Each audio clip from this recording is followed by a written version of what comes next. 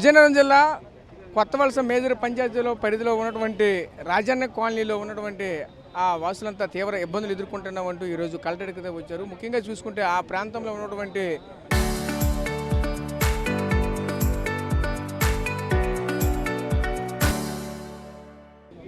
Wastage అంతా మా ప్రాంతంలో తెచ్చి వేస్తున్నారు. మేమైతే ఈ యొక్క వేస్టేజ్ డంప్ యార్డ్ దుర్వాసనతో తీవ్ర ఇబ్బందులు మేమైతే ఎదుర్కొంటున్నామంటూ కూడా చెప్పుకోవాల్సిన పరిస్థితి కనిపిస్తుంది. దీని కారణంగా పలు రోగాలు కూడా మాకైతే వస్తున్నాయి అంటూ కూడా తీవ్ర ఆవేదన ఆందోళన వ్యక్తం చేసిన నేపథ్యం అయితే కనిపిస్తున్నది. ఇదే క్రమంలో ఆ మహిళలు మనతో పాటు ఉన్నారు. వాళ్ళతో మాట్లాడి మరి మేము తెలుసుకునే ప్రయత్నం చేద్దాం. చెప్పండి అమ్మ, కేవలంగా ఎటువంటి ఇబ్బందులు మీకు ఎదుర్కొంటున్నారు? అక్కడ ఏం జరుగుతుంది? అక్కడ డంపింగ్ యార్డ్ ఈ మధ్య కాలంలో వచ్చిందో ఎప్పటి నుంచో ఉందో అక్కడ ఏం జరుగుతుంది? డంపింగ్ యార్డ్ ఇప్పటికి 15 ఏళ్ల నుంచి ఉంది సార్. 2 ప్రభుత్వాలు కూడా మాకు పట్టించుకోవట్లేదు. అది కూడా అనధికారంగా వేసి వెళ్ళిపోతున్నారండి చెత్త. అక్కడ ఈ చెత్త వల్ల అనేక రకంగా కుక్కలు కూడా అక్కడికి వచ్చేసి పాదచారులు కరిచేయడం జరుగుతుంది. దాని మీద తీవ్రమైన దుర్గంధం కూడా ఎదురైపోతుంది. ఈ చెత్త కట్టిన మంట వల్ల అక్కడున్న కొండ, అది కొండ ప్రాంతం అండి. ఆ కొండ ప్రాంతం వల్ల ఆ చెట్లు అవి కూడా శుభ్రంగా తగలడిపోయి ఆ పొగ అంతా కూడా ఊరంతా వ్యాపించేస్తుంది. ఊరంతా వ్యాపించడం వల్ల పొగ పీల్చిన వాళ్ళకే కాదు, అందరు కూడా తీవ్రమైన అనారోగ్యం పాలైపోతున్నాయి.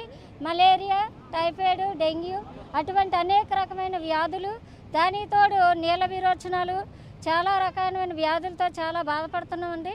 ఇదివరకు కూడా మేము చాలాసార్లు అక్కడ వచ్చిన వాళ్ళకి, పంచాయతీ వాళ్ళకి అందరికీ చెప్పడం జరిగింది. చెప్పినా సరే వేరే చోటకి తరలించారు. తర్వాత మళ్ళీ తీసుకొచ్చి ఏం జరిగిందో మాకు తెలీదు. మళ్ళీ యథా ప్లేస్లో మాకు ఆ చెత్తని వేయడం వల్ల అందరూ కూడా అనారోగ్యం పాలైపోతుండ్రండి.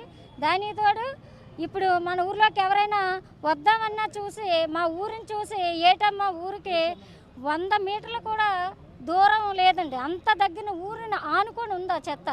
దానివల్ల ఏంటంటే వర్షాకాలంలో అయితే మొత్తం కుట్టలుగా చెత్త అంతా కూడా నిండిపోతుందండి. చెత్త నిండిపోయి అంతా కూడా దుర్గంధమైన వాసన వచ్చేస్తుంది. అది ఎవరో భరించలేకుండా ఉన్నాము. కాబట్టి ఇదంతా మా సమస్యలను ఎవరు చెప్పుకున్నా తీర్చుకోలేదు. కాబట్టి మేము ఇంతవరకు రావడం జరిగింది. ఈ కలెక్టర్ ఆఫీస్ గారికైనా మా సమస్యలు మొరపెట్టుకుందామని మేము ఇంతవరకు వచ్చామండి. అక్కడి నుంచి మీరు చెత్తని వేరే చోటకి తరలించండి, మాకు అక్కడ మాత్రం ఉండకుండా ఏదైనా చేస్తారని మా వంతు ఇక్కడికి వచ్చామండి. అంతే. చెప్పండి అమ్మా, అక్కడ ఎటువంటి ఇబ్బందులు ఎదుర్కొన్నారు ఏంటి? Dumping yard sir. నా పేరు దేవి, రాజన్న కాలనీ గ్రామం. అక్కడి నుంచి వచ్చాం సార్.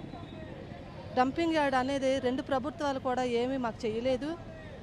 ఎవరు కూడా వచ్చినా సరే ఒక 4 మాటలు ఆడేయడము, అది మేము ఆలకించడం, ఏదో వాళ్ళు మాట్లాడుతున్నారని మేము సంతోషపడిపోవడం, ఇక్కడతో ఆ సమస్య తీరిపోద్ది అనుకోవడం.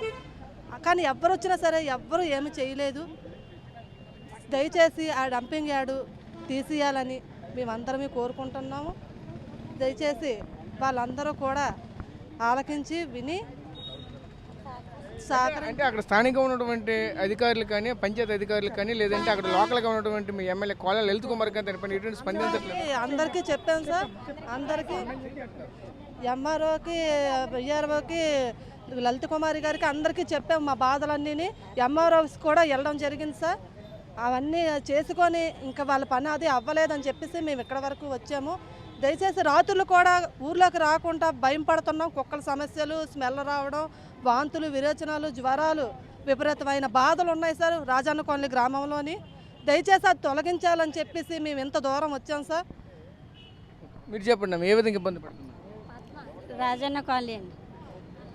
కుళ్ళిపోయిన కుక్కల్ని, చచ్చిపోయిన కుక్కల్ని, పందిల్ని అన్నిటిని తెచ్చి పడిచేస్తున్నారండి. మాకు దయచేసి న్యాయం కోరాలని వచ్చామండి.